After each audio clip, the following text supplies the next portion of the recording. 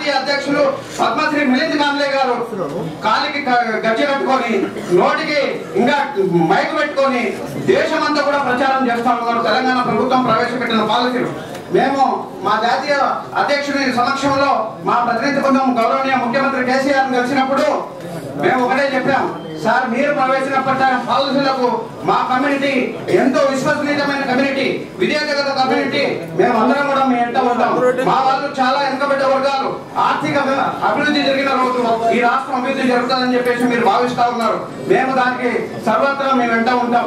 మేము అన్ని విధాల అన్ని ఇంజనీరింగ్ కాలేజెస్ ఈ రాష్ట్రంలోనే కాదు దేశంలో ఉన్న IITs, nits, post graduate universities, post graduate colleges కూడా తిరిగి చెప్తా ఉన్నాం. మీరు ఉద్యోగాల కోసం 35-40 సంవత్సరాల వరకు మాకు రిజర్వేషన్ ఉంది, ఏజ్ రిలాక్సేషన్ ఉంది, ఐఏఎస్ ప్రిపేర్ అవుతాం, గ్రూప్ 1 సర్వీసెస్ కు ప్రిపేర్ అవుతాం అని చెప్పి టైం వేస్ట్ చేసుకుంటా ఉన్నారు. తెలంగాణకు రండి. తెలంగాణలో మేము మీకోసం వచ్చే ఫ్యూచర్ జనరేషన్ కోసం ప్రభుత్వం ఎంతో మంచి పథకాలను ప్రవేశపెట్టింది.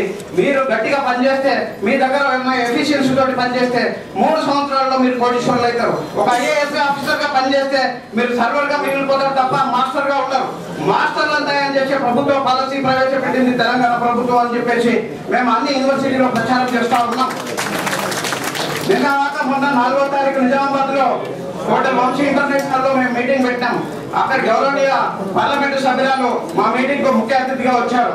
ఆమె పాపం ఎంతో మేము మీ వెంట ఉంటాం, ఈ ప్రభుత్వం మీకు అండగా ఉంటుంది. డిక్కీ అనే సంస్థ ఈ రోజుల్లో వ్యాపార అవకాశాలు దళితులంతా కూడా ఉద్యమాలలో ముందుంటారు తప్ప వ్యాపారాలంటే నేను కొత్తగా వింటున్నా.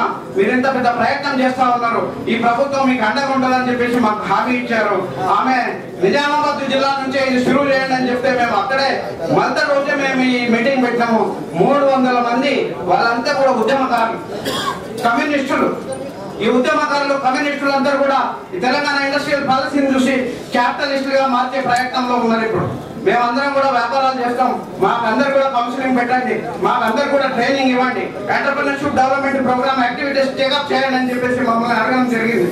మేడం కవిత గారి సమక్షంలో మేము ఆమెకు ఒకటే హామీ ఇచ్చాం, జాగృతిను డిక్యూను ఒక ఎంఓయూ చేసుకుందామని చెప్పేసి మమ్మల్ని ఆహ్వానించారు. మేము దానికి సిద్ధంగా ఉన్నాం మేడం అని చెప్పేసి వేదిక పైనే మేము ఆమెకు హామీ ఇచ్చాం. Draft proposal of memorandum of understanding తోటి ఒక ప్రపోజల్ తయారు చేసినాం. మేడం మేలు పెట్టే ప్రయత్నంలో ఉన్నాం. ఇంత పెద్ద ప్రభుత్వం ఇంత పెద్ద ప్రత్యేకమైన పారిశ్రామిక పాలసీని ప్రవేశపెట్టినందుకు మేము చాలా కృతజ్ఞతలతో ఉన్నాం సార్. దీంట్లో ఒక చిన్న కాన్స్టిట్యూన్సీ మాకున్నది ఏంటంటే మాకు ఆర్థికంగా ఈ ప్రభుత్వం ప్రత్యేకంగా ఇవ్వాల్సిన అవసరం లేదు. అదృష్టవశాత్తు మాకు SCBT separate budget funds allocate అయి ఉన్నాయి. వాటిని జస్ట్ పూల్ చేసుకోవడమే మన వంతు కర్తవ్యం. మీరు ఎంతో పెద్ద శ్రమ చేయాల్సిన అవసరం లేదు సార్. జస్ట్ వాళ్ళకి సంబంధించిన ప్రపోజల్ ముందుగా ఫైనాన్స్ డిపార్ట్మెంట్ పంపండి, వాళ్ళ దగ్గర పూల్ చేసి ఉన్న ఫండ్స్ కి తెప్పించి వాళ్ళకి క్లియర్ చేయండి అని ఒక మాట మీరు అధికారులను ఆశీర్వదిస్తే వాళ్ళు మా ఫైల్ కొంచెం ముందు పట్టకపోతే మాకు డబ్బులు వస్తాయి సార్. మాకు ఆర్థికంగా ఈ ప్రభుత్వం పైన మేము భారం పెట్టే పరిస్థితుల్లో లేము.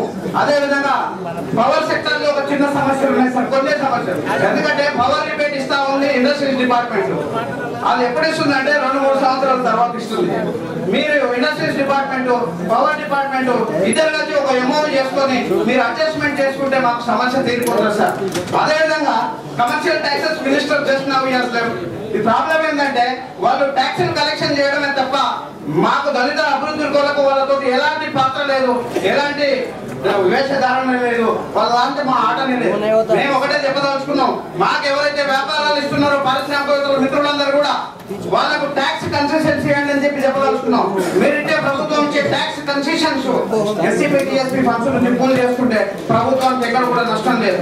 కాకపోతే మా మిత్రులు ఎవరైతే మా మీద దయచి మమ్మల్ని కూడా వాళ్ళతో పాటు ఆర్థికంగా అభివృద్ధి చెందాలనుకునే మిత్రులందరూ కూడా మాకు వెండర్ ఆపర్చునిటీస్ ఇస్తారు. మాకు వాళ్ళు చిన్న చిన్న వ్యాపారాల అవకాశాలు ఇస్తే లక్షలాది మంది 1 సంవత్సరంలో 2 సంవత్సరాల్లో ముందరికి వస్తారు సార్. దాంతో ప్రభుత్వం పైన ఎలాంటి బర్డెన్ కూడా ఉంటారు.